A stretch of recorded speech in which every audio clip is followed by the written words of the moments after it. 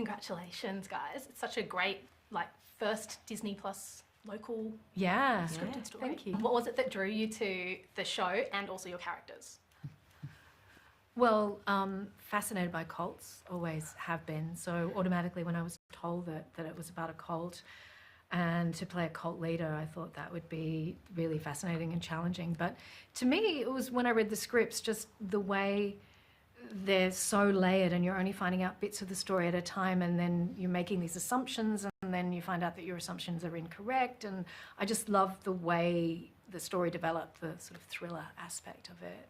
Yeah, same here. It was like putting together a really delicious jigsaw puzzle, just even having the scripts. And as soon as I'd finished one, wanted to go straight on to the next, no break, just wanted to binge on the scripts. And I thought if that's got me doing that with the scripts, then you can imagine what it'll be like with all the bells and whistles. You both had a nice little transformation for the show. Yes. How did that feel? Just a tad. Just a little bit. Seeing yourself in the mirror, and then do you just really feel like you're in character when that happens? That's the greatest gift to me, when you go and the hair, makeup and wardrobe completely transform you into something else, because as an actor you're always trying to find new characters and new ways of presenting them, and I love all that textural stuff that you get from those things. Yeah, I have really fond memories actually of the first time I ever put on the Tamsin look. Yeah. And you were next to me doing your Adrienne, picking things that felt right to you for her, and it was sort of the start of the on-screen relationship in a way. I was going, is this okay? Is this, does this look tell me, Adrienne, please tell me how to be. Yeah, and it was amazing for us as performers to find those little bits of our character and then to see it in full glory on screen. Is pretty amazing. Yeah. And what kind of research did you both have to do?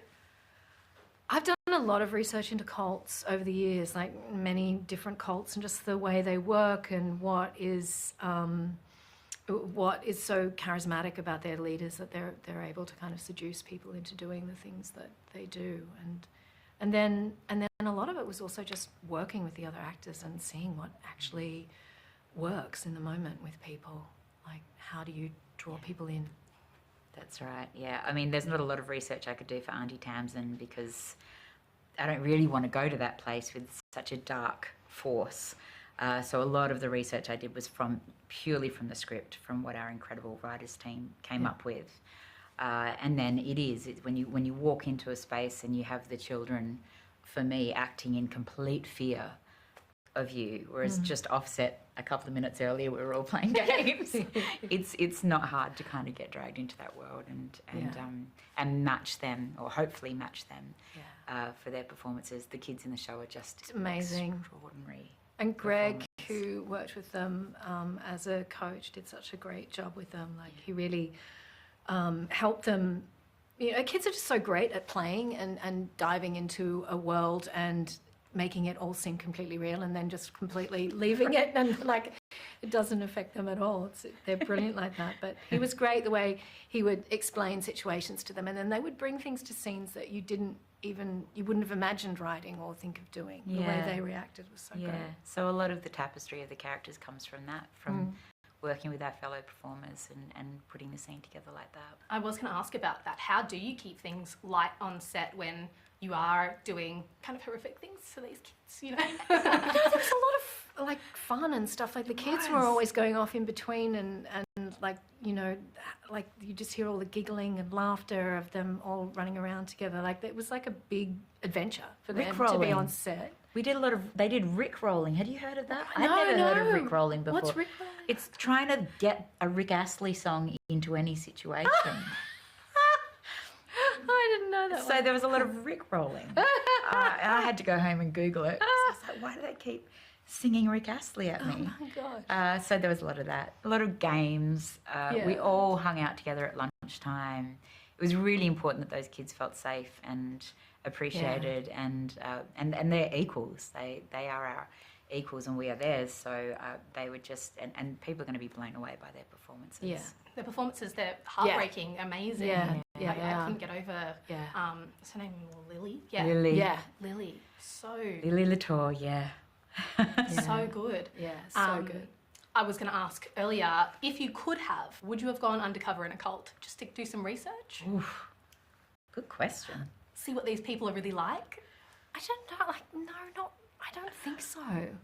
No, I think very much like I'd prefer to work from my imagination, because it's like, it's specific to this, like, cult in this story, you know, it's very much, and like a lot of cults, you know, traditionally are kind of run by men, and so it was a very different thing, it being a woman, and like how this woman would wield her power, and like how she needed to be seen. And you know, like for a lot of like cults run by men, they're often like sexually involved with a lot of the followers, whereas Adrian, it's not like that at all. She's you know, completely above that.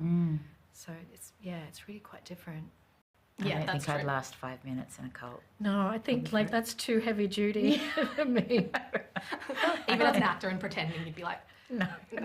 No. and what's something from behind the scenes that fans might not expect from the show? Behind the scenes, would you mean like something that happened behind Yeah, the scenes, anything or that- oh my gosh? yeah.